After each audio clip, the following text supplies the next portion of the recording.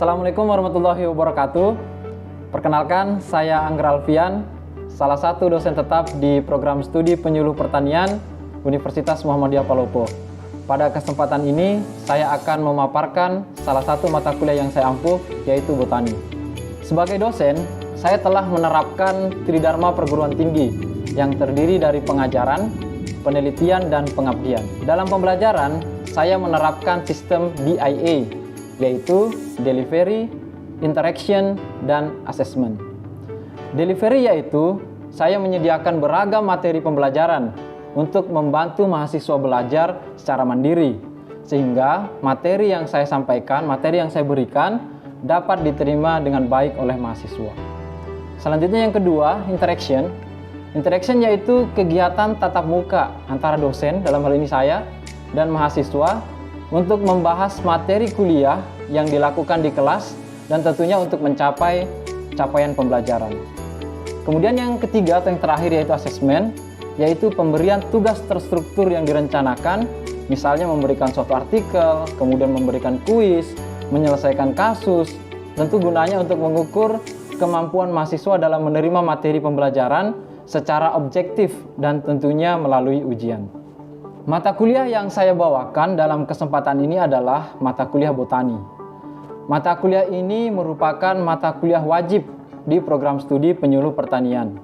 Mata kuliah ini berada di semester 1 dengan bobot 3 SKS, tapi dibagi lagi 2 SKS untuk teori dan 1 SKS untuk praktikum.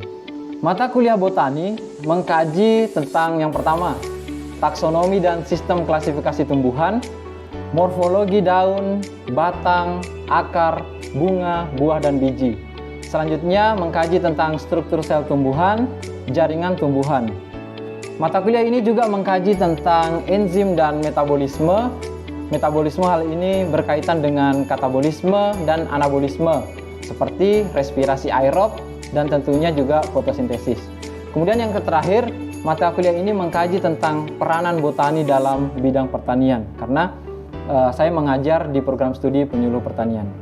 Rencana pembelajaran semester atau RPS pada mata kuliah ini telah disusun berdasarkan capaian pembelajaran atau CPL program studi dan tentunya untuk mencapai profil lulusan, yaitu sebagai penyuluh pertanian atau sebagai peneliti. Capaian pembelajaran pada mata kuliah ini mencakup 4 aspek. Yang pertama sikap, keterampilan umum, keterampilan khusus, dan pengetahuan. Nah, untuk mengukur aspek sikap, yang diukur adalah yang pertama, menunjukkan sikap bertanggung jawab atas pekerjaan di bidang keahliannya secara mandiri.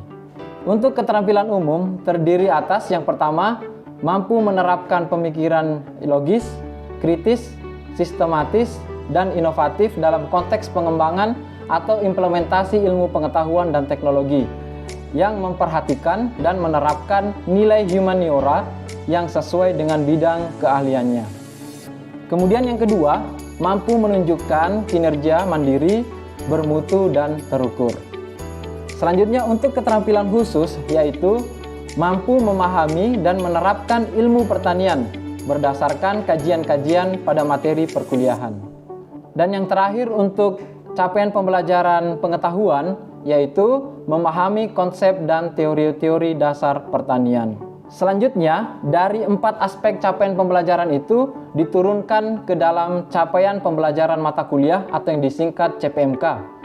CPMK yang diturunkan ada 3. Yang pertama, mahasiswa mampu menjelaskan dan mengidentifikasi tumbuhan berdasarkan klasifikasi, tata nama, dan tentunya berdasarkan morfologi dan anatomi.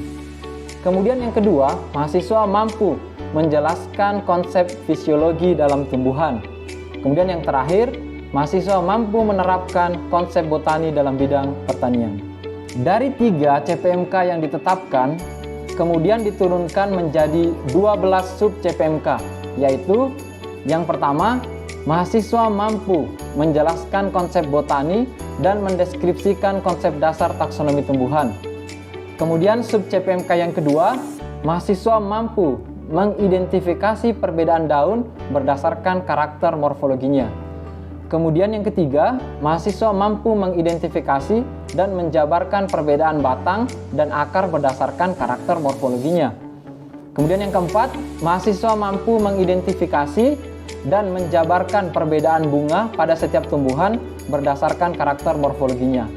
Yang kelima, mahasiswa mampu mengidentifikasi dan menjabarkan perbedaan buah dan biji berdasarkan karakter morfologinya. Yang keenam, mahasiswa mampu menguraikan struktur sel tumbuhan dan fungsinya pada setiap organel-organel sel.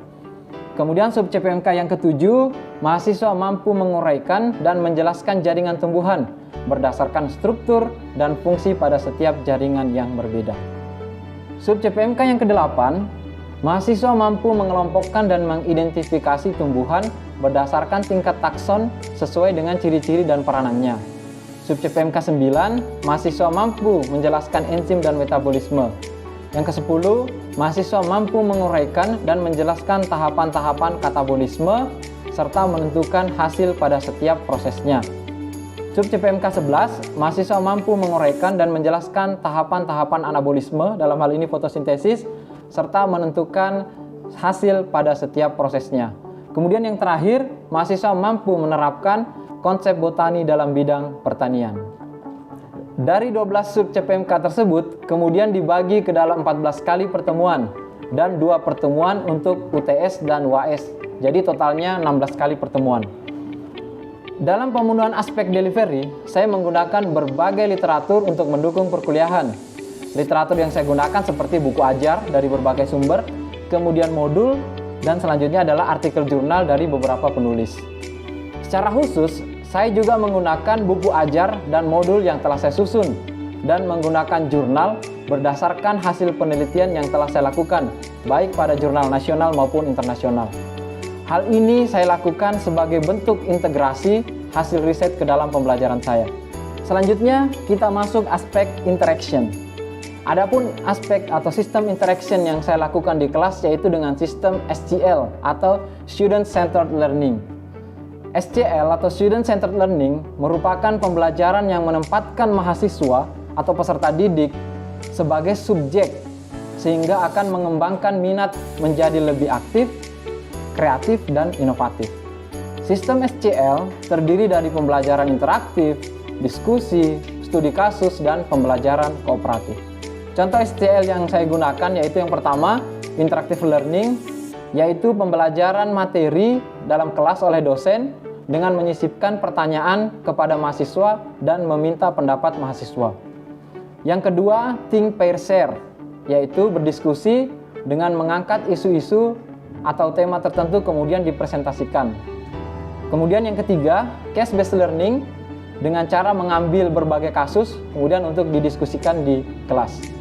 Nah, selain ini, karena mata kuliah ini salah satu SKS-nya atau satu SKS-nya itu merupakan praktikum, maka yang digunakan adalah metode praktikum, yaitu mahasiswa mengamati dan mempraktekkan secara langsung terkait dengan materi pembelajaran. Contohnya, mahasiswa mengamati langsung karakter morfologi pada suatu tumbuhan, kemudian menyusun tingkat kekerabatannya. Adapun platform yang saya gunakan yaitu LMS atau Learning Management System yang dimiliki oleh Universitas Muhammadiyah Palopo yang bernama ikra.ac.id. Di platform ini, mahasiswa akan mengisi presensi kelas dan mengumpulkan tugas yang telah saya berikan. Itulah model aspek interaction yang saya terapkan dalam pembelajaran yang saya lakukan. Selanjutnya, kita akan masuk ke aspek assessment. Jadi asesmen merupakan proses penilaian kepada mahasiswa secara objektif dalam menerima materi pembelajaran. Dalam aspek asesmen ada 5 indikator yang saya gunakan untuk mengukur mahasiswa. Yang pertama, kehadiran, bobotnya itu 10%, tugas bobotnya 10%, praktikum bobotnya 20%, UTS bobotnya 30%, dan UAS bobotnya 30%. Indikator penilaian tersebut saya sampaikan pada saat awal perkuliahan agar mahasiswa dapat mengetahui penilaian yang saya lakukan secara transparan dan objektif. Kemudian hasil asesmen ini juga akan dilakukan secara transparan dan objektif melalui platform online UM Palopo yaitu Siaka. Demikian pemaparan 3 aspek yang saya terapkan dalam proses pembelajaran yang saya lakukan yang terdiri atas delivery, Interaction dan Assessment yang disingkat BIA. Selanjutnya, saya akan menampilkan proses pembelajaran yang saya lakukan di kelas dengan micro teaching dan dilakukan secara luring. Selamat menyaksikan. Assalamualaikum warahmatullahi wabarakatuh. Waalaikumsalam warahmatullahi wabarakatuh. Dan selamat siang semuanya. Alhamdulillah ya, jadi pada siang hari ini kita bertemu kembali di mata kuliah botani. Tidak terasa kita sudah memasuki pertemuan yang ke-14 ya. Baik, sebelum memulai pembelajaran pada hari ini, mari kita berdoa menurut keyakinan dan kepercayaan masing-masing. Berdoa dimulai.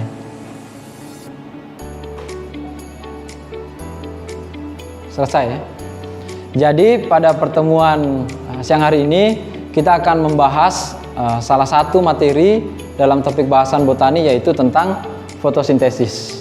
Tapi sebelum Bapak menjelaskan tentang fotosintesis, kita review dulu materi sebelumnya. Kan sebelumnya kan kita sudah membahas tentang katabolisme. Jadi sekarang kita masuk ke anabolisme. Siapa yang masih ingat apa itu katabolisme? Evi, silahkan. Baik, Assalamualaikum warahmatullahi wabarakatuh. Assalamualaikum warahmatullahi wabarakatuh. Jadi katabolisme itu proses pemecahan molekul kompleks menjadi bentuk yang lebih sederhana. Bagus ya. Semuanya masih ingat kan? Betul. Jadi katabolisme itu adalah suatu proses pemecahan molekul dari yang kompleks menjadi yang lebih sederhana. Nah, sekarang kebalikannya, kita masuk ke materi ini, itu adalah anabolisme. Jadi, anabolisme itu kebalikannya dari katabolisme. Jadi, kalau anabolisme itu proses pembentukan molekul yang kompleks dari molekul yang lebih sederhana. Nah, contoh dari proses anabolisme itu adalah fotosintesis. Nah, ini adalah literatur yang bisa adik-adik gunakan dalam kegiatan atau dalam mempelajari materi ini. Ada dari James, itu Plant Identification Terminology, ada Gambong tentang morfologi tumbuhan, ada botani, buku ajar yang Bapak susun, modul, kemudian ada publikasi atau jurnal yang bisa ada digunakan. Jadi dan literatur lainnya yang bisa digunakan untuk mendukung materi ini. Nah, sekarang kita masuk ke fotosintesis. Kira-kira di benaknya ada yang tahu apa itu fotosintesis? Silakan Harun. Assalamualaikum warahmatullahi wabarakatuh. Waalaikumsalam warahmatullahi wabarakatuh. Jadi menurut saya dari yang saya pelajari, fotosintesis adalah proses pembentukan makanan dengan bantuan cahaya matahari. Good. Bagus ya. Jadi kurang lebih seperti itu ya. Jadi fotosintesis itu adalah proses pembentukan zat, kalau di tumbuhan itu dia sebagai makanan ya, itu dengan bantuan cahaya matahari. Jadi kata kuncinya adalah cahaya. Tapi tidak serta-merta harus cahaya matahari ya. Tidak. Jadi sekarang di pertanian itu ada namanya kultur jaringan, itu juga bisa menggunakan cahaya lampu. Itu ya. Jadi kata kuncinya adalah dengan bantuan cahaya. Nah, fotosintesis itu melibatkan tumbuh-tumbuhan ya. Jadi banyak tumbuh-tumbuhan yang dilibatkan, ada yang di darat, kemudian ada yang di perairan, di air tawar maupun di laut ya. Kalau adik-adik pernah menyelam di laut, ada lamun, itu juga berfotosintesis. Ada juga alga ya, dan lain sebagainya ya, itu juga berfotosintesis. Nah, ini ya. Jadi fotosintesis itu adalah proses pemanenan energi surya. Jadi ada energi surya atau ada energi cahaya yang dipanen untuk diubah menjadi energi kimia. Energi kimianya itu apa? Yaitu tadi misalkan jadi glukosa, menjadi energi kimia. Nah, dari energi kimia ini atau bahan kimia ini kemudian digunakan sebagai bahan organik. Nah, inilah bahan organik inilah yang kita manfaatkan. Misalkan dalam bentuk makanan. Ada makan beras kan makan glukosa, itu dari fotosintesis. Ada kosmetik, ya. Kosmetik itu juga dari bahan-bahan dari fotosintesis. Dari pakaian, ya. Dari serat-serat tumbuhan yang kita gunakan itu juga dari bahan fotosintesis. Bahan bakar, misalkan dari biofuel, perumahan kita manfaatkan kayu, obat-obatan dan lain sebagainya. Semua produk-produk ini, semua bahan organik ini, itu adalah hulunya itu adalah fotosintesis. Ya, jadi fotosintesis itulah yang akan banyak digunakan oleh manusia. Kemudian sebenarnya fotosintesis itu di mana dia terjadi? Di mana tempat terjadinya fotosintesis? Nah, kalau di tumbuhan secara garis besarnya itu terjadi di mana? Di daun. Tapi ingat ya, ada catatannya. Tidak semua tumbuhan fotosintesisnya terjadi di daun. Ada yang tahu apa contohnya yang tidak terjadi di daun? Yang di gurun banyak? Kaktus, betul ya. Jadi kaktus itu adalah contoh tumbuhan yang fotosintesisnya tidak terjadi di daun. Dia terjadi di batang. Karena ada modifikasi, daunnya itu berubah menjadi duri. Itu ya. Tapi pada umumnya tumbuhan terjadi di daun. Nah, kemudian masuk lagi ke di dalam sel, itu dia terjadi di namanya kloroplas. Jadi fotosintesis itu terjadi di organel yang namanya kloroplas. Kloroplas itu plastida hijau, tempat fotosintesis berlangsung.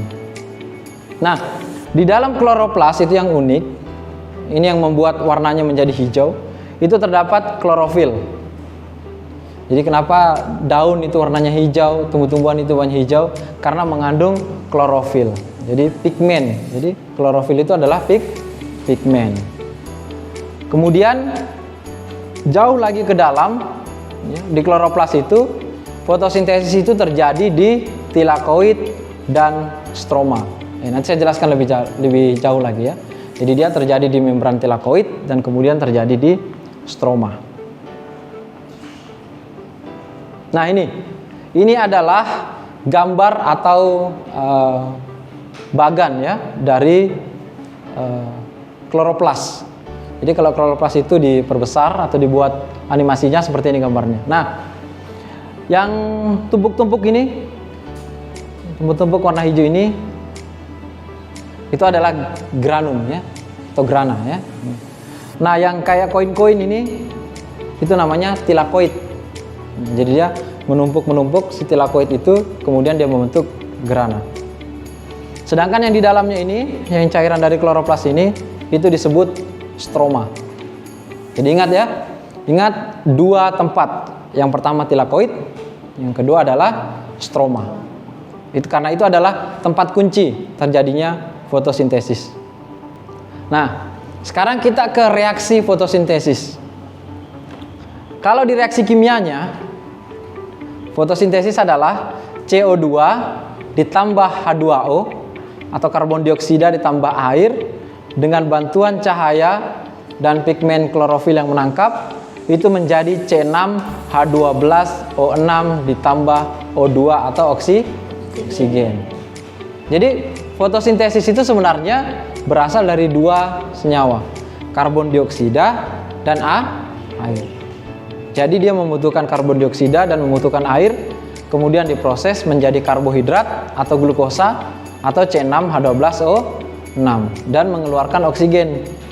Jadi jangan heran kenapa kita harus menanam banyak pohon, karena dia mengeluarkan oksigen. Nah, dari mana oksigen itu dikeluarkan? Dari fotosintesis.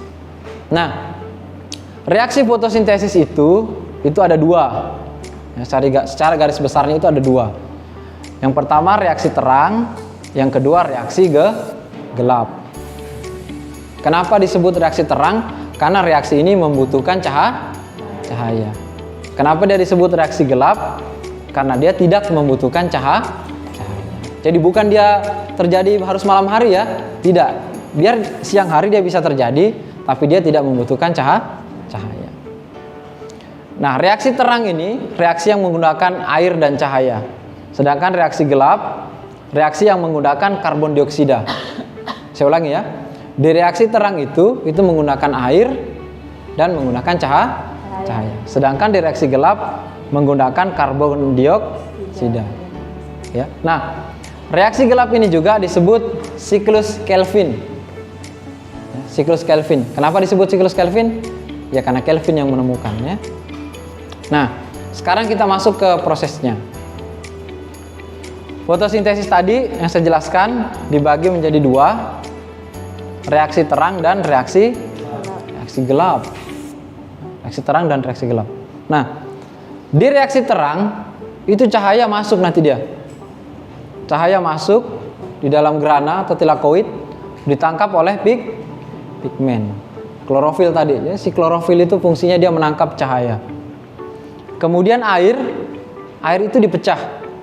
H2O itu dipecah menjadi H+ dan oksigen. Nah, oksigen inilah yang dikeluarkan, yang kita hirup, ya, oksigen. Jadi H2O dipecah dalam proses reaksi terang menjadi H+ dan oksigen.